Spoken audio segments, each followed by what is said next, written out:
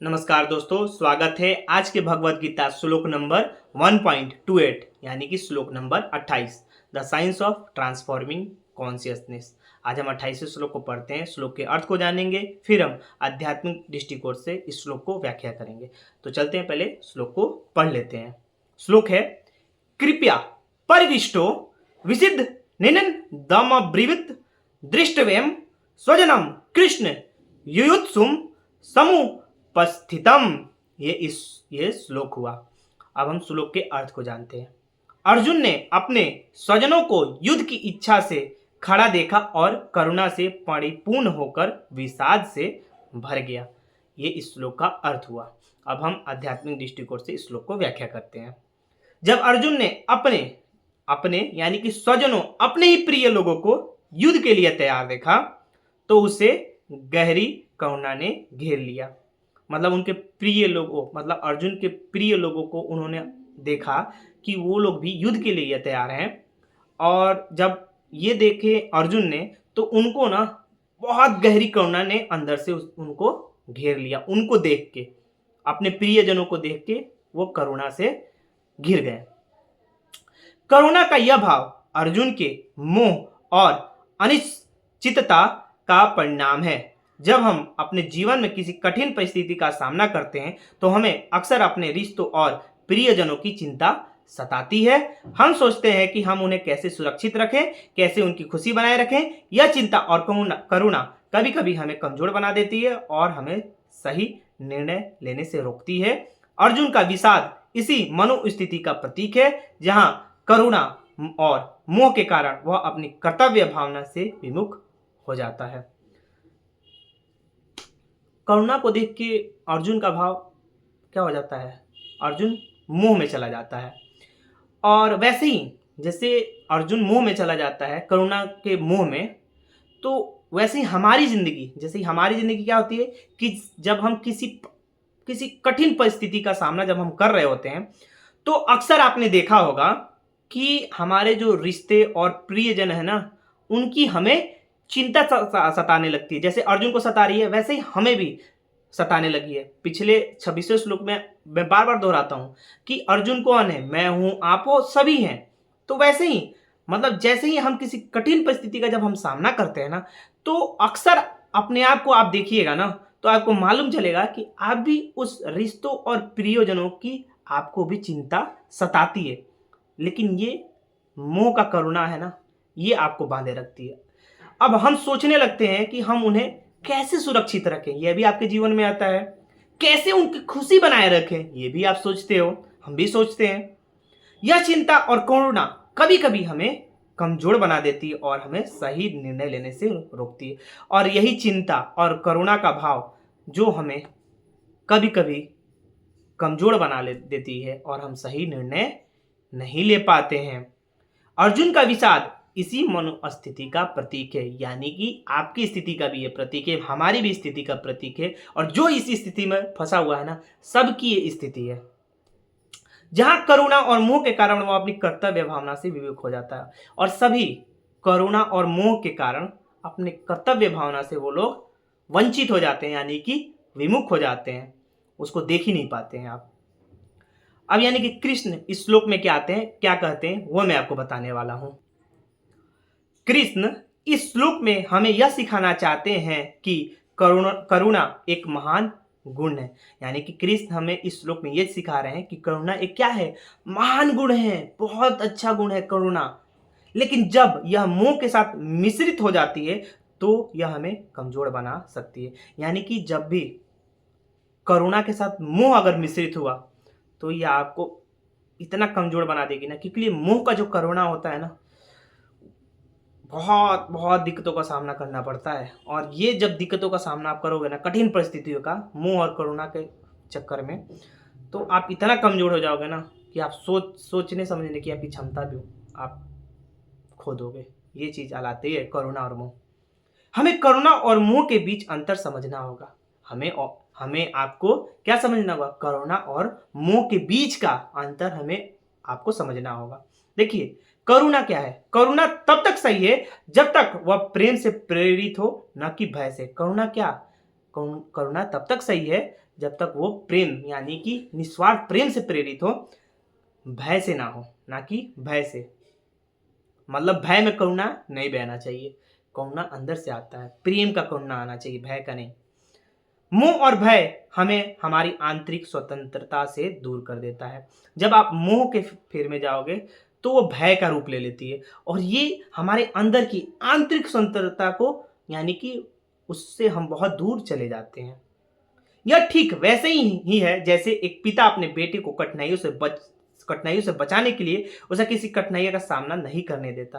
देखिए ये ठीक वैसे ही है जैसे एक पिता अपने बेटे को कठिनाइयों से बचाने के लिए उसे कठिनाइयों का सामना नहीं करने देता, और वही आगे चल के जब बच्चा बड़ा होता है और जब उसके सामने कठिनाइयाँ आती हैं तो वो कठिनाइयों को फेस नहीं कर पाता और वो सबको दोष देने लगता है और अपनी अंतर की आंतरिक शक्तियों को वो जागृत कर ही नहीं पाता है।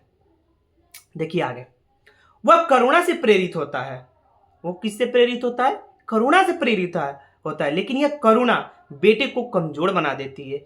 और जैसे ही कठिन परिस्थितियों को, जैसे ही आप अपने बेटे को बचा रहे हैं और कठिन परिस्थितियों को अपने बेटे को सामना नहीं करने दे रहे हैं, और वो करुणा से प्रेरित के चलते वह करुणा बेटे को कमजोर बना देती है, यानी कि हमको आपको ये कमजोर बना देती है। जब तक आप कठिन परिस्थितियों का सामना नहीं करेंगे तब तक आप आंतरिक शक्तियों को नहीं पहचान पाएंगे। समझ जाइए, अपनी शक्तियों को पहचानिए, क्योंकि उसे अपनी शक्तियों और क्षमताओं का ज्ञान नहीं हो पाता। मैंने क्या बोला? उस करुणा बेटे को जब कमजोर बना देती है, क्यों बना देती है?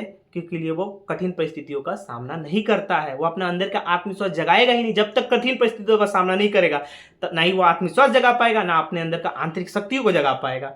और ये करुणा क्या करेगा? आपके बेटे को कमजोर बना देगी, जैसे हम कमजोर हैं, जैसे आप आने वाली पीढ़ियां कमजोर हो रही हैं। यही कारण है, क्योंकि उसे अपनी शक्तियों और क्षमताओं का ज्ञान नहीं हो पाता। और यही कारण होता है कि उसे अपनी शक्तियों और क्षमताओं का ज्ञान नहीं हो पाता है, जिसके चलते वो एंजाइटी, डिप्रेशन, ये सब का शिकार होने लगता है। उसके सामने कठिन परिस्थितियां आती हैं। आपको कठिन परिस्थितियों को, अपने बच्चों को, अपने बेटे को सामना करने देना चाहिए। और जैसे ही वो सामना करेगा तो पाएगा कि वो आत्मविश्वास से भरा हुआ है। वो कितनी भी उसके सामने कठिन परिस्थिति आ जाए, उसका सामना करने के लिए वो तैयार हो जाएगा। अर्जुन का विषाद दर्शाता है कि वो अपने प्रियजनों को युद्ध में देखकर उन पर करुणा कर रहा है। अर्जुन का ये विषाद ये दर्शाता है कि जब वो अपने प्रियजनों को युद्ध में देखकर उन पर करुणा कर रहा है, लेकिन यह करुणा वास्तव में मोह और अज्ञान से उत्पन्न हो रही है। देखिए, जैसे ही वो देख रहा है ना कि युद्ध में कि अपने प्रियजन जब खड़े हैं और जब उसके अंदर से करुणा बह रही है, लेकिन यह करुणा वास्तव में क्या होता है? मोह और अज्ञान से उत्पन्न हो रही है। जैसे आपके साथ भी यही होता है, आप भी मोह में चक्कर में पड़ जाते हो, अपने बेटे के मोह में। आपके पास अज्ञान रहता है, ज्ञान तो होता नहीं है कि हम अगर अपने बेटे को कठिन परिस्थितियों का सामना कराएंगे शुरू से ही तो वो आगे बढ़ जाएगा और उसके अंदर वो आत्मिक शक्ति है, उसके अंदर भी जागृत हो सकती है, आत्मविश्वास भी जग सकती है। तो आप भी अज्ञान से ज्ञान की तरफ आइए, ज्ञान को उत्पन्न कीजिए। वह यह नहीं समझ पा रहा है कि उसकी वास्तविक शक्ति उसके भीतर है और यह युद्ध उसके भीतर के मोह और भय से है। और जब तक वह इनसे मुक्त नहीं होगा तब तक वह सच्ची स्वतंत्रता और आत्मज्ञान प्राप्त नहीं कर सकता। सेम अर्जुन जैसा हाल हमारा भी होता है। हम समझ नहीं पाते हैं कि हमारी वास्तविक शक्ति हमारे अंदर यानी कि भीतर होता है, और यह युद्ध उसके भीतर के मोह और भय से है। हमारे अंदर के कौन से युद्ध से है? उस भीतर के मोह और भय से है। और जब तक हम इनसे मुक्त नहीं होंगे, किससे? मोह और भय से, तब तक हम क्या सच्ची स्वतंत्रता और आत्मज्ञान प्राप्त कभी कर ही नहीं सकते हैं।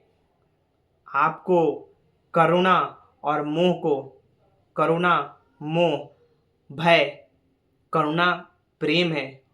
आप समझो इस चीज को। मोह और भय बहुत खराब चीज है।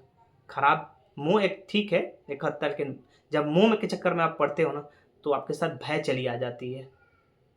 तो मोह थोड़ा सा ठीक है, लेकिन उसको एकदम हम खत्म ही मानते हैं। और जब तक आप मोह और भय के से मुक्त नहीं होगे तब तक आप वो सच्ची स्वतंत्रता और आत्मज्ञान प्राप्त कोई कर ही नहीं सकता है। आप समझ जाओ। कृष्ण के अनुसार यह क्षण अर्जुन के जीवन का एक महत्वपूर्ण मोड़ है। यह केवल बाहरी युद्ध नहीं है, बल्कि एक आंतरिक गहरा करुणात्मक भावनात्मक संघर्ष है, जहां मोह और कर्तव्य, असत्य और सत्य आपस में टकरा चुके हैं। देखिए, कृष्ण के अनुसार यह क्षण अर्जुन के जीवन का एक महत्वपूर्ण है। जैसे अर्जुन कौन है? हम सभी हैं। तो आपके भी एक जीवन का महत्वपूर्ण है, और ये केवल बाहरी युद्ध नहीं है, बल्कि ये एक आंतरिक गहरा करुणात्मक भावनात्मक संघर्ष है जो आपके अंदर घटित हो रही है, जहां मोह और कर्तव्य, असत्य सत्य, ये क्या हो चुके हैं? आपस में टकरा चुके हैं। अर्जुन के सामने खड़े स्वजन उसके अपने मन के हिस्से हैं। अर्जुन के जो सामने खड़े हैं, जैसे आपके सामने वो जो स्वजन आपके सामने खड़े हैं, वो आपके ही मन के हिस्से होते हैं। उसकी यादें, भावनात्मक बंधन, संकीर्णताएं, संवेदनाएं, मतलब वो आपके ही मन के हिस्से हैं जो आपको उसकी यादें दिलाती हैं, भावनात्मक तरीके से, बंधन तरीके से, संवेदनाएं तरीके से, जो आपको बांधे रखती है उस मन के हिस्से में।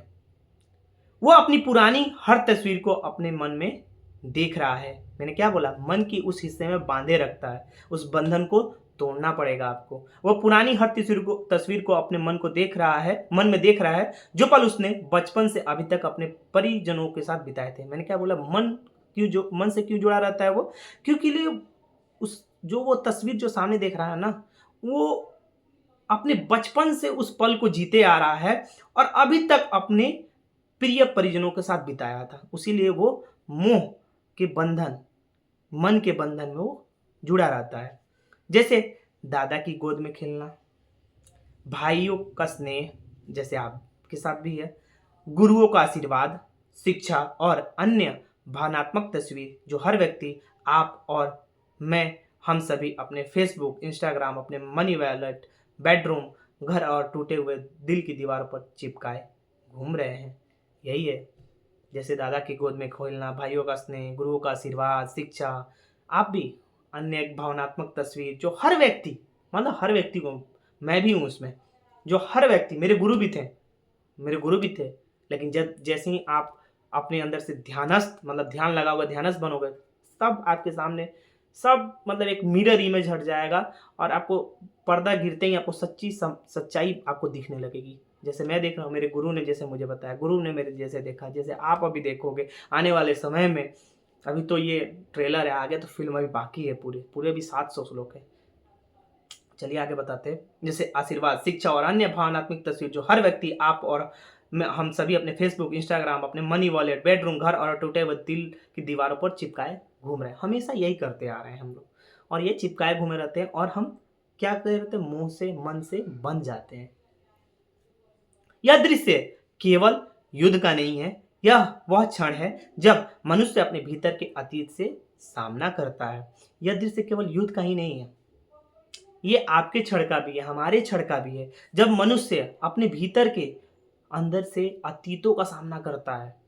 जैसे हम जन्म लेते हैं, दादा की गोद में खेलते हैं, अपने परिवारों को, प्रियजनों के साथ रहते हैं, फिर हम बड़े होते हैं, और हम वो, जैसे हमारे पिता ने हम क्या किया कि हमारे कठिन परिस्थितियों का सामना नहीं करने दिया, और जब हम कठिन परिस्थितियों का सामना नहीं करेंगे तो हम अंदर से आत्मिक शक्तियों को नहीं जान पाएंगे, और हम उससे दूर होते चले जाते हैं, अपने अंदर की शक्तियों को पहचान नहीं पाते हैं।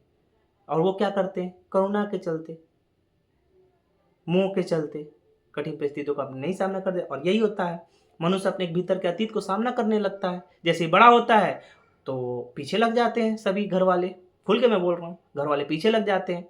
और आपने तो कभी कठिन परिस्थितियों का सामना किया ही नहीं है, और ऐसे ही सभी लोग कर रहे हैं, सुबह जा रहे हैं, शाम को आ रहे हैं, और वो इतना कठिन परिस्थिति से गुजर रहा है कि उसका यहाँ से तो वो क्या हो कि खुल ही नहीं पा रहा उसका दिमाग कि आखिर मैं करूँ क्या।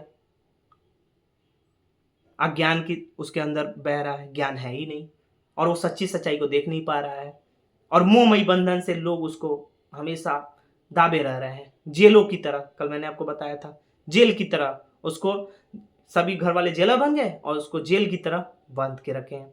रोटियां तोड़वा रहे हैं, जेल की चक्की पिसवा रहे हैं, सेम वही वाला हाल है। तो अब मनुष्य अपने भीतर के अतीत से सामना करता है, यही वो क्षण होता है। और जब वो सामना करता है तो अंदर से टूट जाता है, डिप्रेशन, एंजाइटी का शिकार होता है। अगर ये हमें ज्ञान ना मिला होता तो आज मैं भी था, मेरे गुरु भी थे, लेकिन आज हम लोगों ने ये रास्ता चला है, कठिन परिस्थितियों का सामना किया है, आप भी करोगे, बहुत अच्छा चीज़ है। आगे बढ़ते हैं। जिन लोगों को अर्जुन ने अपना माना वे उसके जीवन के विभिन्न हिस्सों का प्रतिनिधित्व करते हैं, जैसे मोह, प्रेम, घृणा और जिम्मेदारियाँ। मैंने बोला ना कि जिन लोगों को अर्जुन ने अपना माना, जैसे आप भी अपना मानते हो, मैं भी अपना माना था, वे उसके जीवन के विभिन्न हिस्सों का प्रतिनिधित्व करते हैं। हर हर कोई आपके जीवन का प्रतिनिधित्व करता है जिसको आप अपना मानते हो, जैसे मोह, प्रेम, घृणा और जिम्मेदारियाँ। मोह हो जाता है, प्रेम, घृणा, ऐसी जिम्मेदारियाँ आपके पास आ जाती हैं जिसमें आप फंस जाते हो बहुत अच्छे तरीके से।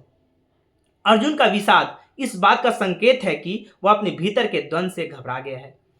जैसे अर्जुन का विषाद इस बात से संकेत है कि वो अपने भीतर के द्वंद से घबरा गया है, वैसे ही आप भी घबरा जाते हो ये सब सारी चीज़ों को देख के, जिम्मेदारियाँ, मोह, प्रेम, घृणा।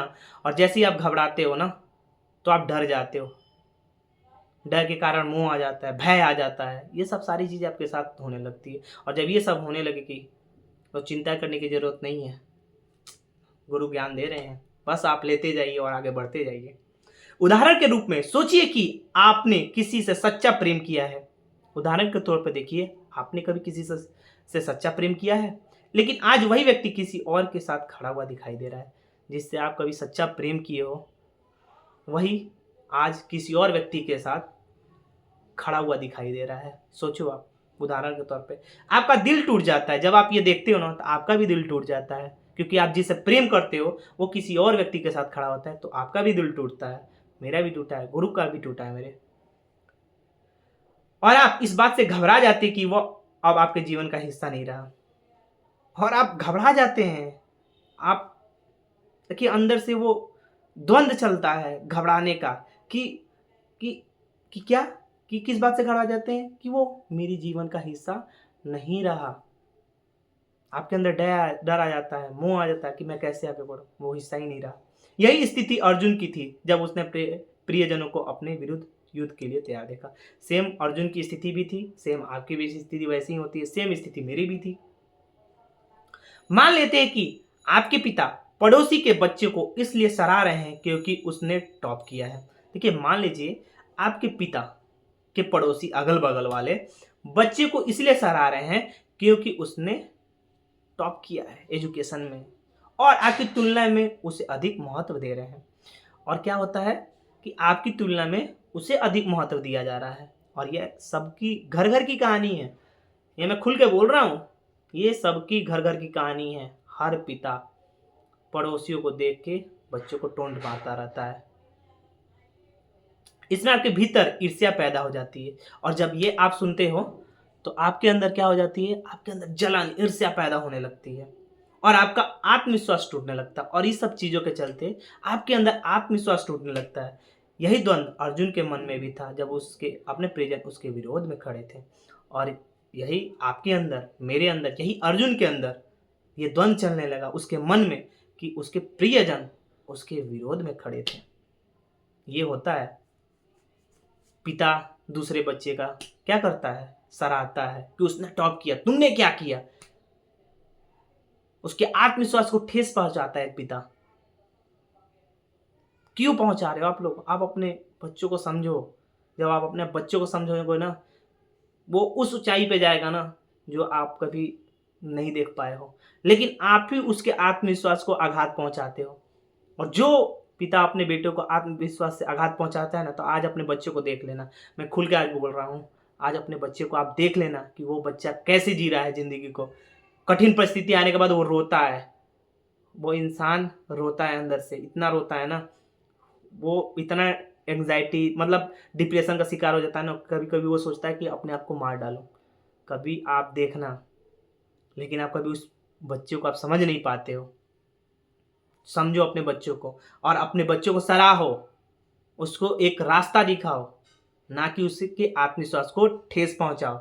उसकी तुलना किसी से मत करो, दूसरे को अधिक महत्व मत दो। अपने बेटे को, आपका बेटा है, हाँ अच्छा है, जिस क्षेत्र में जाए हम क्या उस पर दबाव डालते हैं, और दबाव डालने के चलते वो गलत मतलब रास्ता ही उस भटक जाता है, कठिन परिस्थितियों का सामना ही नहीं कर पाता है, और आप थोपे जा रहे हो दूसरों के कहे जाने पे। क्यों? क्यों आप थोप रहे हो अपने बच्चे को? दूसरे के कहे जाने पे क्या जरूरत है कहने की? थोपना गलत है। और ऐसे ही उस बच्चे के अंदर ना ईर्ष्या पैदा हो जाती है, एक गुस्सा आ जाता है, बेवजह गुस्सा आ जाता है, आत्मविश्वास उसके अंदर खत्म हो जाता है, वो अपने अंदर की शक्तियों से दूर चला जाता है। आप अपने बच्चों को समझो। माँ का अपनी पड़ोसी की बेटी की सराह करना क्योंकि उसने नृत्य में स्वर्ण पदक जीता है। माँ का अपनी पड़ोसी की बेटी, एक माँ होती है, अपनी पड़ोसी की बेटी को सराह करती है कि वो नृत्य में क्या एक गोल्ड यानी कि स्वर्ण पदक जीता है, और आपको यानी कि अपनी बेटी को क्या करती है? डांटती है, और आपके भीतर के एक भावनात्मक संघर्ष को पैदा कर देता है, और आपके भीतर के एक भावनात्मक संघर्ष को पैदा कर देता है। आप गुस्से से और विषाद में घिर जाते हैं और अपने माता पिता से नाराज हो जाते हैं। और यही होता है, क्या होता है कि आप गुस्से में और विषाद में, अरे ये क्या, ये मतलब आपके अंदर बेवजह गुस्सा विषाद आने लगता है, घिर जाता है, अपने माता पिता से नाराज हो जाते हो। क्या कि उनकी तारीफ क्यों कर रहे हैं माँ बाप, ऐसा क्यों कर रहे हैं? आपके आत्मविश्वास को ठेस पहुंचने लगता है, आप सोच में पड़ जाते हो, ये सब आपके साथ होने लगता है। और जब यह होता है तो यह परिस्थिति हमारे भीतर मोह और भावनाओं की जकड़न को दर्शाती है, और यही परिस्थिति हमारे आपके अंदर के भीतर को मोह और भावनाओं को जकड़ने लगती है, जकड़ने। और जैसे ये जकड़ना शुरू होगी ना, आप समझ जाओ, आप तैयार हो जाओ, आप खड़े हो जाओ अपने आत्मविश्वास से आगे बढ़ने के लिए, दिखा दो। लेकिन वहीं से हम क्या होते हैं, अपने आप को गिरा लेते हैं, किसमें? मोह और भावनाओं के जकड़न में। नहीं गिरना चाहिए। आपको ही बता रहे, जो मुझे सुन रहा है, अपने गुरु के माध्यम से मैं आपको दे रहा हूं। क्या आज सर मतलब मेरे गुरु ने बताया, ये आपकी जिंदगी की जो शुरुआत है ना, यहां से है। आप स्टार्ट करो इस चीज को। अर्जुन भी इसी प्रकार अपने स्वजनों के प्रति मोह में फंसा हुआ था, जो उसके कर्तव्य से भटकने पर मजबूर कर रहा था। अर्जुन क्या इसी प्रकार अपने स्वजनों के प्रति मोह में फंसा हुआ था, जैसे आप फंसे होते, जैसे मैं फंसे होता हूं। क्यों? मोह और भावनाओं से आप जकड़ जाते हो और इसी चीज में आप प्रतिमोह में फंस जाते हैं, और आप क्या होते हैं, उस गुस्सा और क्या विषाद में घिरे हुए क्या सोचते हैं, आप अपने कर्तव्य से भटकने पर मजबूर हो जाते हैं। मैंने क्या बोला? आप आत्मविश्वास से और भर जाओ, और जो बोलते हैं और आत्मविश्वास अंदर लाओ, और तेजी से आगे बढ़ो, अटैक पे अटैक मारो। जितना गुस्सा से नहीं, प्रेम से, प्रेम ध्यान से अपने अंदर के ध्यान को जगाओ, अपने आत्मविश्वास को जगाओ, अपने आत्मिक शक्ति को जगाओ, तो आप कर्तव्य से कभी नहीं भटकोगे। हमारी भी यही स्थिति होती जब हम उन रिश्तों और भावनाओं में उलझे रहते हैं जो हमें आगे बढ़ने से रोकते हैं। और यही रिश्ते और भावनाओं में जब हम उलझे रहते हैं तो क्या होता है, हम आगे बढ़ने से क्या होते हैं, आगे बढ़ने से रोकते हैं। और यही भावना क्या होते हैं, हमें रोकते हैं आगे बढ़ने से। जब मोह हमें बांधता है तो हम गलत कदम उठा लेते हैं। मोह जब आपको बांध लेता है ना, तो आप क्या करते हैं, आप गलत कदम उठा लेते हैं। देखिए कैसे, जैसे बेवफा प्रेम को वापस पाने के लिए अपनी भावनाओं को दर्द में बदलना, कलाइयाँ काटना, फांसी लगाना, या माता पिता की डांट से दुखी होकर गलत रास्तों पर चलना, माता पिता के प्रति अपने कर्तव्य से विमुख होकर नशे और सेक्स को ही जीवन बना लेना। जब भी आपको मुंह बांधता है ना, जब आप मुंह में बंध जाते हो, मुंह के घिरावे में आ जाते हो, मुंह में पूरी तरह से पड़ जाते हो, तो आप क्या उठाते हो, गलत कदम उठाते हो। और गलत कदम कैसा उठता है, बेवफा प्रेम को वापस बुलाने के लिए या पाने के लिए ना, आप अपने भावनाओं को ना दर्द में बदल देते हो। कैसे? कलाई काटने लगते हो, फांसी लगाने को चाहते हो, या अपने माता पिता की डांट, या आपने कभी माता पिता से अगर आप डांट खाए हो तो आप क्या करते हो, दुखी होकर गलत रास्तों पर आप चलने लगते हो, जबकि नहीं चलना चाहिए। माता पिता के प्रति अपने कर्तव्य से विमुख होकर नशे और सेक्स को ही जीवन, मतलब यानी कि आप नशे को, शराब दारू यही सब को आप नशे बना लेते हो, और एक सेक्स को ही जीवन बना लेते हो। जबकि ये सेक्स जो है ना, बहुत मतलब अति उत्तम चीज़ है, लेकिन वो चंद मिनटों को आप लोगों ने बर्बाद कर दिया है उस चीज़ को। आपने क्या उस चीज़ को, उस शब्द को आपने खराब कर दिया, लेकिन इतना शब्द अच्छा नाम है ना, बता नहीं सकते। कृष्ण कहते हैं कि यह मोह हमें कमजोर बनाता है। कृष्ण क्या कहते हैं, यही मोह हमें कमजोर बनाता है। यदि हम अपने मोह से ऊपर उठकर सही दिशा में नहीं सोचते तो हम अपने आत्मविश्वास और क्षमता को खो देते हैं। और यदि देखिए, अगर हम मोह में कमजोर बने तो यही मोह हमें क्या करता है, यदि हम अपने मोह से अगर हम अपने यही मोह से अगर ऊपर नहीं उठे तो सही दिशा में हम नहीं सोचते हैं, और जैसे ही ऊपर उठकर सही दिशा में नहीं सोचते हैं तो ये आपके आत्मविश्वास और क्षमता को खो देता है। मैंने क्या बोला, मोह से आपकी आत्मविश्वास और क्षमता को खो देता है। अर्जुन का विषाद भी इसी बात को दर्शाता है कि मोह में फंसा हुआ था और उसे उस मोह में मुक्त होकर अपने कर्तव्य को पहचानना था। अर्जुन का विषाद इसी बात को दर्शाता है, जैसे आपका भी यही बात दर्शाता है कि जब भी कोई व्यक्ति मोह में फंसा हुआ होता है तो उसे उस मोह से मुक्त होना होता है। आपको होना होगा, मुझे भी होना होगा, सबको होना होता है। मोह से मुक्त जैसे ही आप होइएगा तो आप अपने सच्चे कर्तव्य को पहचानिएगा। जब मनुष्य अपने भीतर के मोह, ईर्ष्या, भय और द्वंद्व से घबरा जाता है और इनसे निकलने का कोई मार्ग नहीं ढूंढ पाता तो वह अक्सर आसान और तात्कालिक सुखों की ओर भागता है। जब मनुष्य क्या करता है, अपने भीतर जब मोह और ईर्ष्या, मोह, एक दूसरे के प्रति ईर्ष्या, आपके अंदर भय आ जाना, अंदर ही अंदर आपके द्वंद्व, आपको घबराहट होने लगना, और जब ये सारे चीज़ों से जब आप निकल नहीं पाते हो, आप मार्ग मतलब चलने का रास्ता नहीं ढूंढ पाते हो, तो आप अक्सर क्या करते हो, अज्ञान की तरफ बढ़ते हो, यानी कि आसान और तात्कालिक सुखों की ओर भागते हो। यानी कि मैंने क्या बताया, नशे और सेक्स की तरफ भागते हो, वो एक अज्ञान की रास्ते पर आप जाते हो। यह सुख भले ही अस्थायी हो, देखिए यह सुख भले ही कुछ देर के लिए हो, यानी कि अस्थायी हो, थोड़ी ही देर के लिए, चंद मिनटों के लिए ही क्यों ना हो, परंतु व्यक्ति को उस समय में अपनी पीड़ा से थोड़ी देर के लिए मुक्ति का अनुभव देता है। लेकिन व्यक्ति को क्या होता है, उसी थोड़ा सा पीड़ा में वो थोड़ी देर के लिए वो मुक्ति का अनुभव करता है। आजकल हम देखते हैं कि बहुत से युवक और युवतियां इन्हीं नकारात्मक भावनाओं से प्रेरित होकर सेक्स और नशे के जाल में फंस जाते हैं। और आप यही आज के समय में आप देखिए कि बहुत से जो युवक युवतियां हैं ना, इसी सब चीज़ों के चलते, नकारात्मक भावनाओं के चलते क्या होता है, इसी सब चीज़ों से प्रभावित होकर सेक्स और नशे के जाल में फंस जाते हैं। और जब फंसते तो आप समझ ही रहे हो क्या होता है। उदाहरण के रूप में, जब एक व्यक्ति अपने मोह और ईर्ष्या से इतना घिर जाता है कि उसे अपने जीवन में कोई उद्देश्य का अर्थ नहीं दिखता है तो वह इसे भूलने के लिए नशे का सहारा लेने लगता है। उदाहरण के तौर पर देखिए, जब व्यक्ति अपने मोह और ईर्ष्या से जब घिर जाता है तो अपने जीवन का उद्देश्य का अर्थ उसे कभी दिखता नहीं है कि मेरे जीवन का उद्देश्य क्या है, हमें क्या करना चाहिए।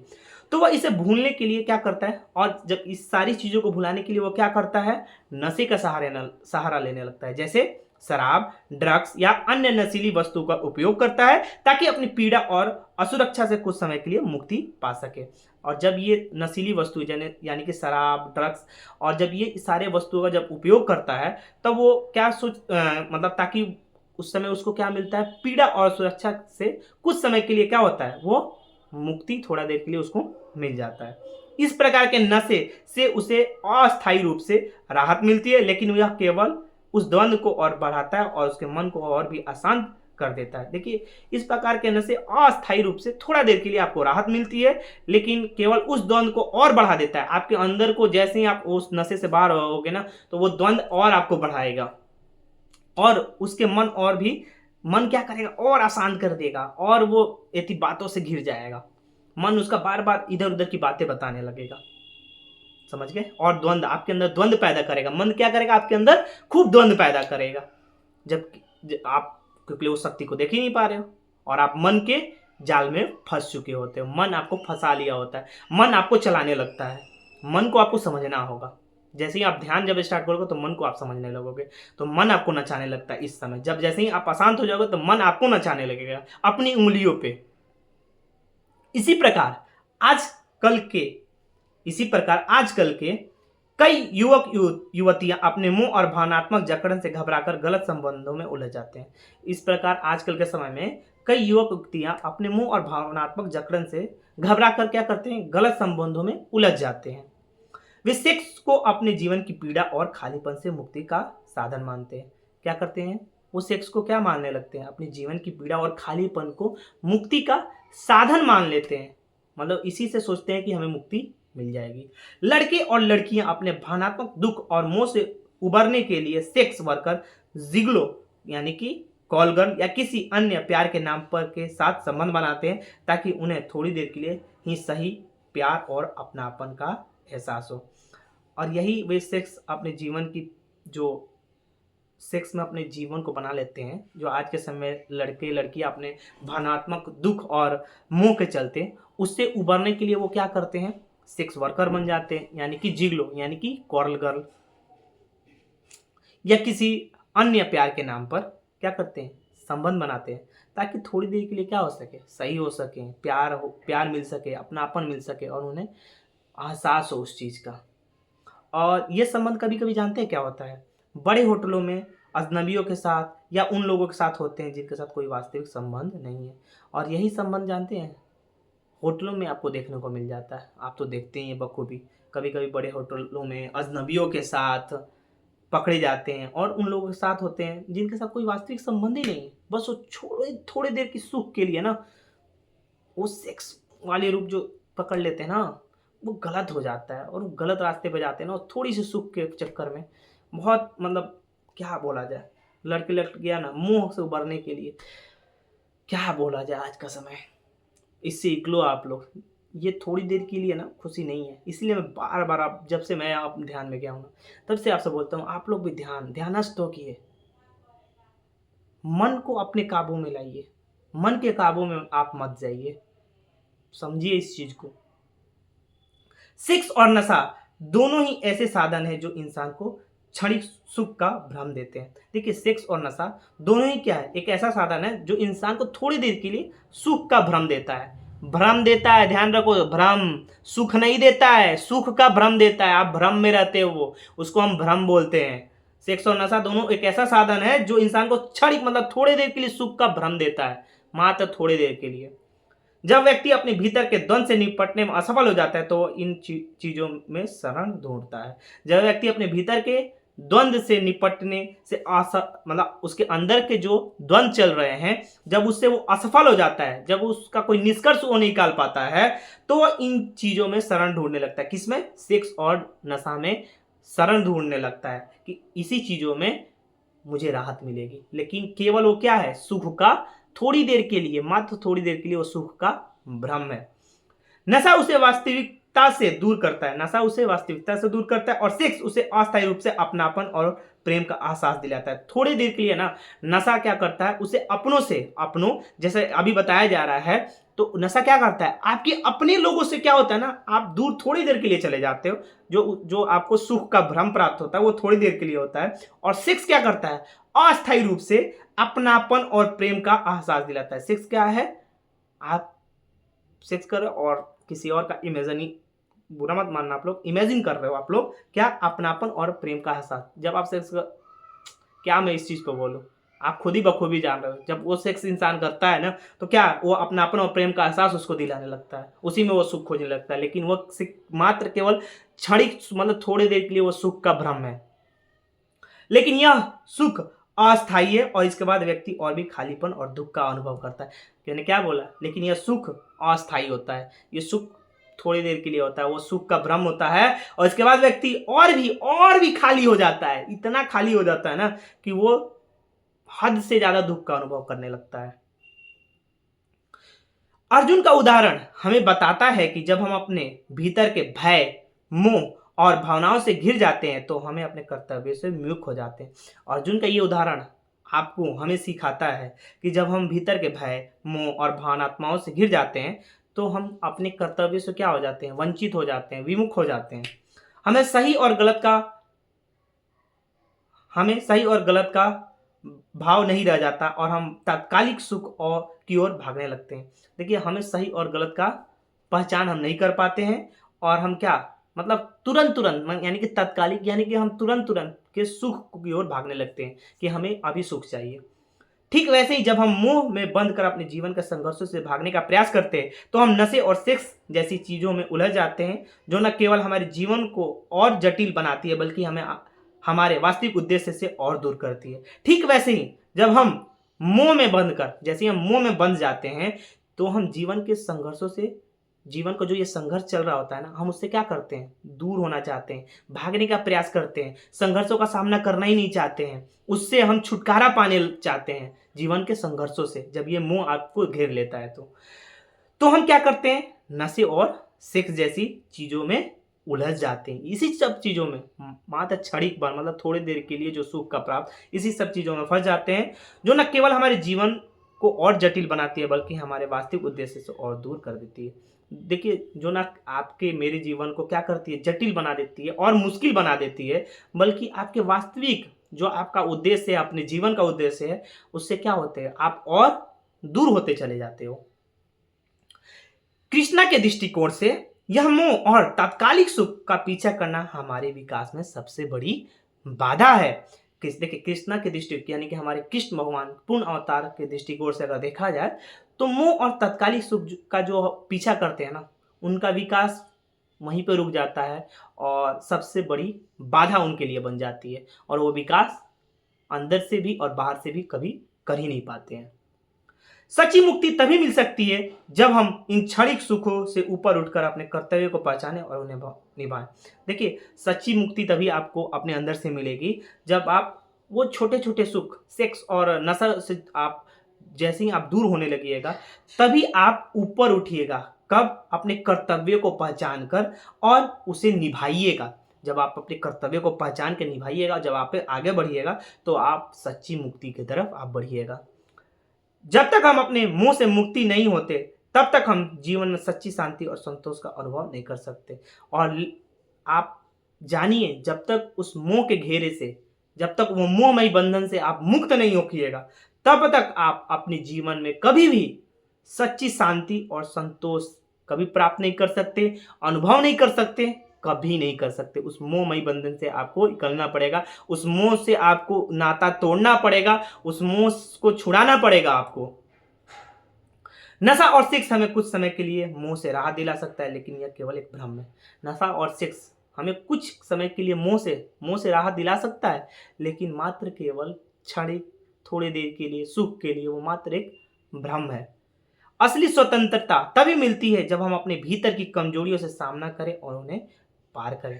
देखिए, आपके अंदर की असली स्वतंत्रता कब मिलती है? जब आप अपने भीतर की कमजोरियों को सामना करेंगे, और जब आप उस कमजोरियों को सामना करेंगे ना, उन्हें पार करेंगे ना, तभी आपको अंदर से मजा आएगा और वो आपके अंदर से स्वतंत्रता आपको मिलेगी। तब आप सोचिएगा कितना मैं आनंदित हूं। इस श्लोक और अर्जुन के रोने और विलाप में आजकल की वास्तविकता को भी देखा जा सकता है। ये आपके अंदर, मेरे अंदर भी देखा जा सकता है। अर्जुन के रोने और विलाप का आजकल की सच्चाई यानी कि वास्तविकता आप बखूबी आप देख रहे हैं, आप देख सकते भी हैं। आजकल बहुत सी लड़कियां और लड़के अज्ञानता के कारण प्यार का सही अर्थ समझे बिना उसे केवल शारीरिक आकर्षण और सेक्स तक सीमित कर देते हैं। देखिए, आजकल की बहुत सी लड़कियां और लड़के जो है ना, अज्ञान के कारण प्यार को क्या समझ लिए हैं, केवल शारीरिक आकर्षण और शारीरिक सुख यानी कि शारीरिक सेक्स तक सीमित कर देते हैं। वो अपने आप को जान नहीं पाते हैं और वहीं तक सीमित कर देते हैं और उसी में लगे रहते हैं, चंद थोड़ी देर के लिए, सुख के लिए। उन्हें लगता है कि प्यार का प्रमाण सेक्स या शारीरिक संबंध है, और यही कारण है कि वे अपने रिश्तों में गहरे भावनात्मक जुड़ाव की जगह केवल तात्कालिक सुख ढूंढने लगते हैं। और देखिए, लड़के और लड़कियों को क्या लगने लगता है, उन्हें लगता है कि यही प्यार का प्रमाण, मतलब प्यार दिखाने का क्या तरीका है, सेक्स और शारीरिक संबंध। और यही कारण क्या, वो अपने रिश्तों से गहरे भावनात्मक, जो अंदर से जो भावनात्मक जुड़ाव की जो जगह है ना, वो केवल तात्कालिक, मतलब तुरंत के सुख को ढूंढने लगते हैं। जैसे जब एक व्यक्ति अपनी नकारात्मक शक्ति और भीतर के द्वंद्व से घिरता है, तो वह अक्सर अज्ञान और अतृप्त की स्थिति में पहुंच जाता है। जैसे जब एक व्यक्ति अपनी नकारात्मक शक्तियां और भीतर में जो चल रही है लड़ाइयां, आपके अंदर जो द्वंद्व चल रही हैं, जब आप घिर जाते हो ना, तो आप अक्सर अज्ञान और अतृप्ति की स्थिति में पहुंच जाते हो, चंद सुखों की स्थिति में आप पहुंच जाते हो, अज्ञान की तरफ चल जाते हो।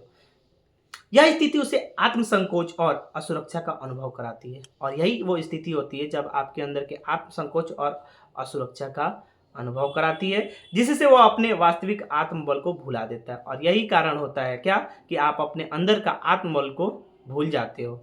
अपने भीतर के दुख और असंतोष से मुक्ति पाने के लिए वह विभिन्न तरीकों का सहारा लेता है, और अपने भीतर के दुख और असंतोष से मुक्ति पाने के लिए क्या करता है, विभिन्न तरीकों का सहारा लेता है। जैसे नशीले पदार्थ और क्षणिक सुखों को खोज की शामिल हो जाती है, जो अभी मैंने आपको बताया।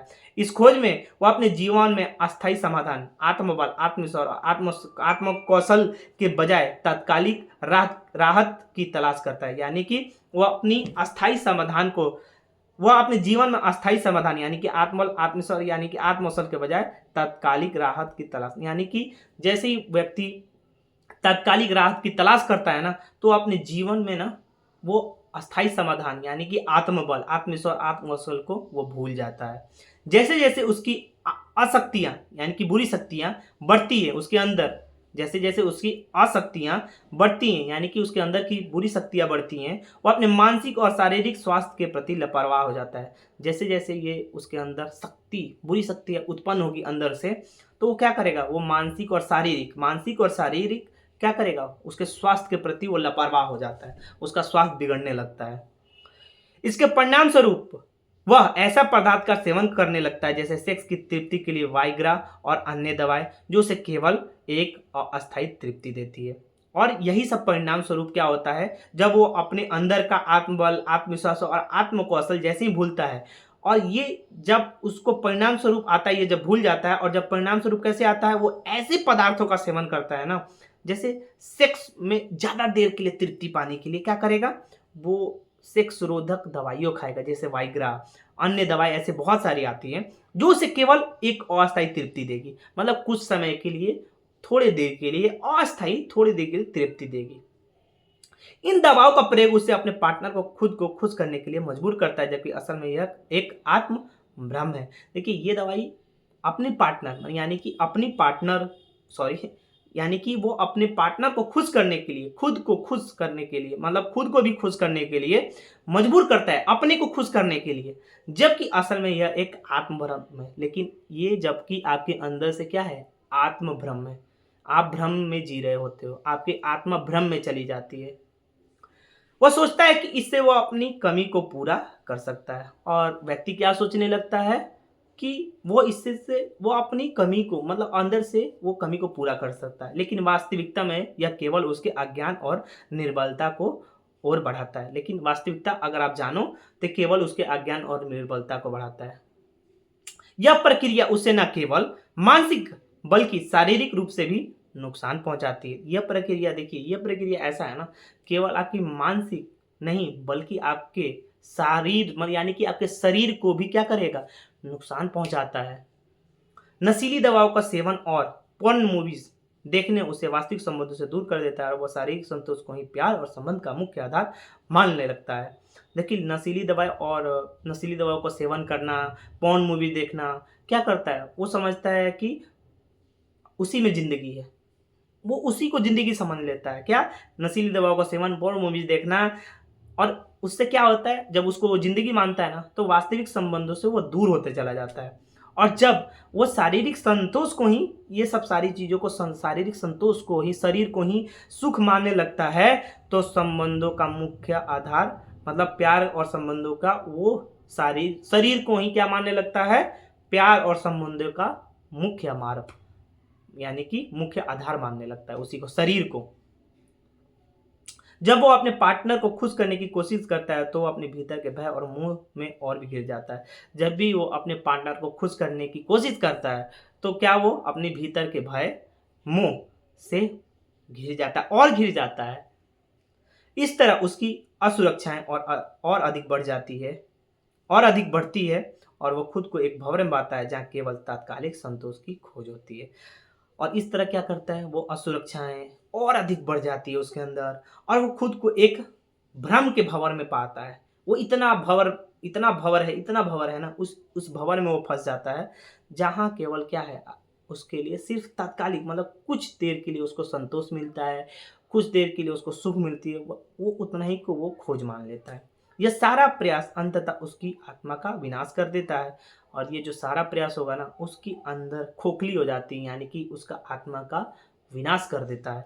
क्योंकि वह अपने अस्तित्व को सिर्फ शारीरिक संबंधों और बाहरी तृप्तियों तक सीमित कर देता है। क्योंकि क्या करता है, उसकी क्या अस्तित्व बन जाती है, सिर्फ शारीरिक संबंधों और बाहरी मतलब शरीर के शारीरिक सुख यानी अपने शरीर को सुख और बाहरी तृप्तियों तक क्या करता है, वो सीमित कर देता है, बस उतना ही तक। इस तरह के रिश्तों में दोनों पक्ष यह सोचते हैं कि वे प्यार में हैं, और ऐसे जो रिश्ते होते हैं ना, दोनों पक्ष के लोग सोचते हैं क्या कि वो दोनों प्यार में हैं, लेकिन वो केवल भ्रम है।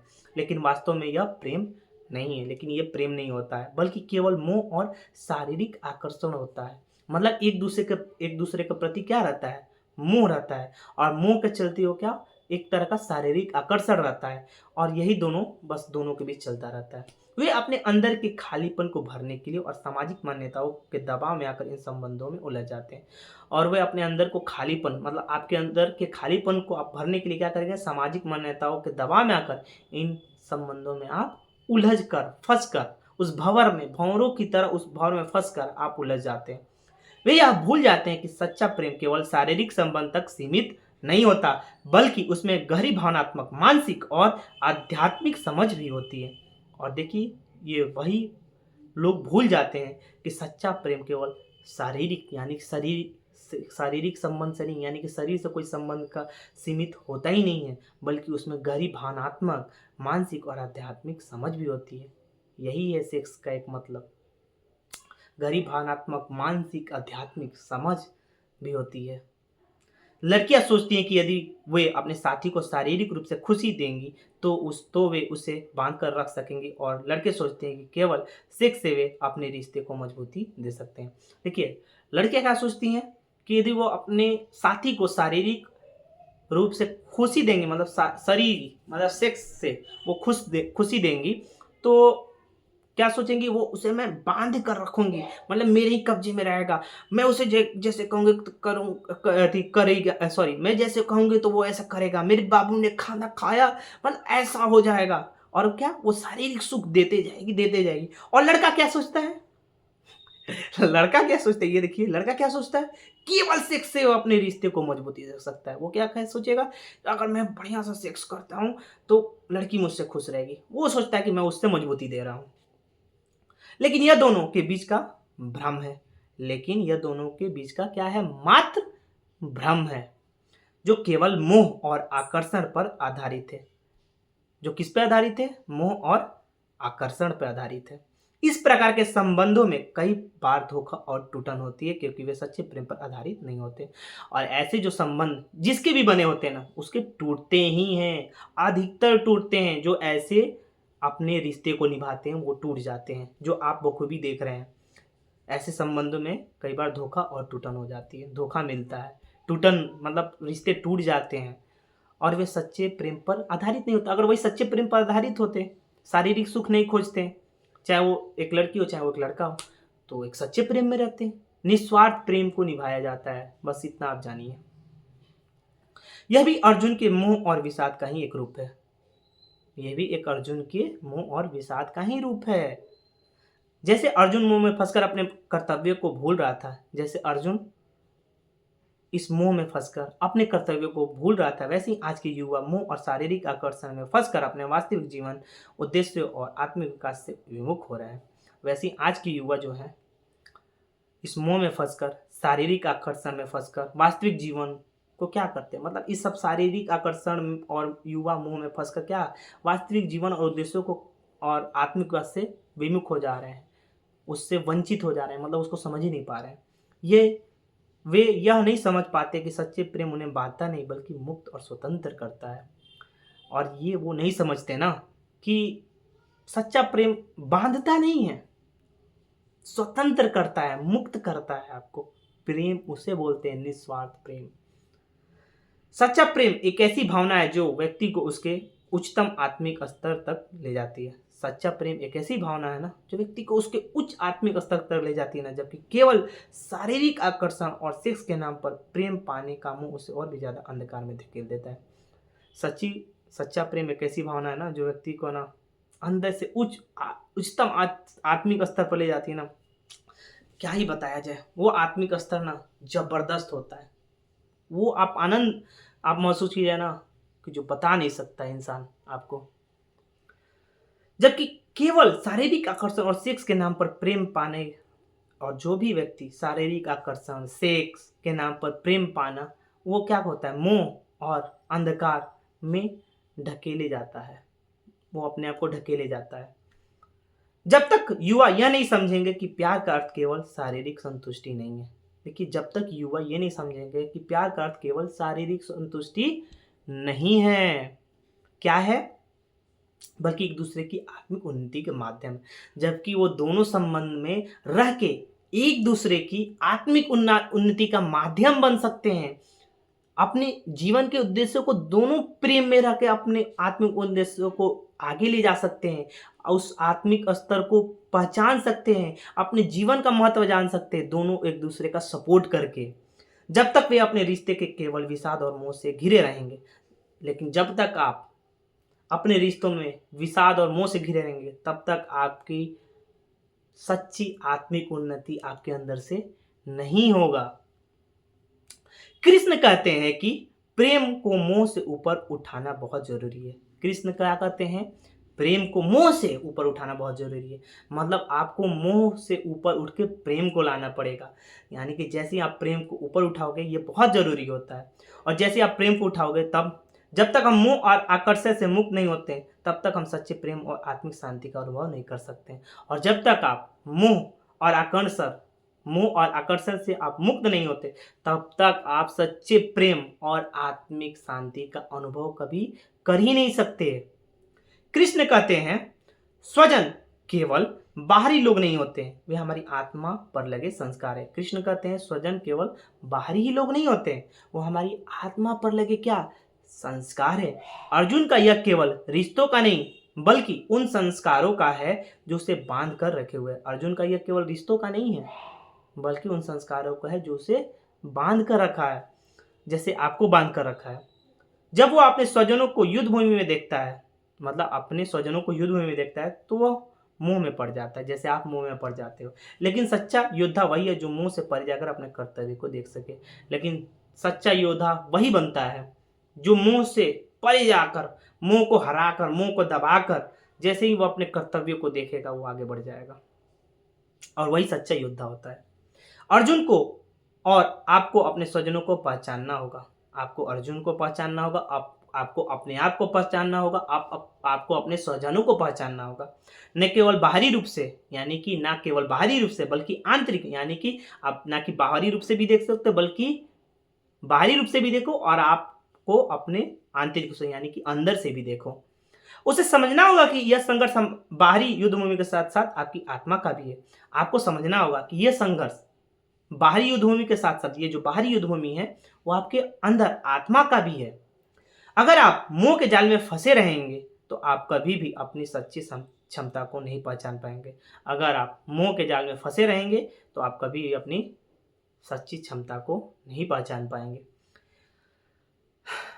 इस श्लोक का संदेश है कि स्वजन हमारे भीतर के बंधन है। इस श्लोक का क्या संदेश है कि स्वजन हमारे भीतर के बंधन है।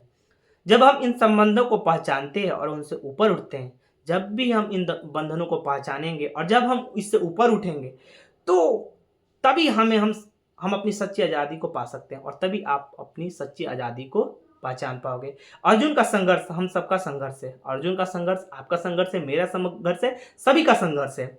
मोह और कर्तव्यों के बीच, मोह कर्तव्यों के बीच, अतीत और वर्तमान के बीच, आंसू बहने से लेकर आंसू पोंछकर उठकर खड़े होने के, आंसू बहने तक आंसू पोंछकर, आंसू बहने तक आंसू पोंछकर उठकर खड़े होने के बीच, ये चीज है, ये श्लोक का संदेश है। क्या वाकई जबरदस्त। अब इस श्लोक से हम प्रेरणा लेते हैं। क्या प्रेरणा है जो मेरे गुरु दे के जाते हैं हमेशा। असली विजय तब मिलती है जब हम अपने भीतर की कमजोरी को स्वीकार कर लेते हैं और उन्हें पार करने का साहस जुटाते हैं। देखिए, असली विजय तभी हमको मिल पाएगी जब हम अपने भीतर की कमजोरियों को स्वीकार कर लेंगे और उन्हें पार करने का साहस जुटाएंगे। जब आप उसको साहस जुटाओगे और जब उसको पार करोगे, तो अपने कर्तव्य को पहचाने, मुंह से ऊपर उठे और अपने लक्ष्य की ओर अग्रसर रहें, और आप अपने कर्तव्यों को पहचानिए, मुंह से ऊपर उठिए और अपने लक्ष्य की तरफ निरंतर बढ़ते रहिए, अग्रसर रहिए। जाते जाते सेल्फ रिफ्लेक्शन टिप, यानी कि आपसे सवाल, क्या ये नकारात्मक भावनाएं आपके निर्णय लेने में बाधा डाल रही है? ये आपसे पूछ रहा हूं मैं। क्या आप अपने भीतर के भय, मोह और करुणा को समझ रहे हैं? आपसे पूछ रहे हैं। क्या आप भी पॉर्न मूवी देखकर अनाप शनाप तरीकों से अपने पार्टनर को खुश करने की तैयारी कर रहे हैं? ये आपसे मैं पूछ रहा हूं। क्या आप भी अपने माँ बाप की बातों से परेशान होकर बेवड़े बनने की ओर अग्रसर हैं? ये मैं आपसे पूछ रहा हूं। क्या आप भी सोच रहे हैं कि एक व्याग्रा की गोली आपके जीवन को शांति और सुख से भर देगी? इस सवाल का जवाब आप अवश्य दीजिएगा। तो आज के श्लोक में इतना ही। राधे राधे, जय श्री कृष्णा। लाइक कीजिएगा, शेयर कीजिएगा और सब्सक्राइब कीजिएगा। मिलते हैं आपसे अगले दिन एक नए श्लोक के साथ। तब तक के लिए नमस्कार।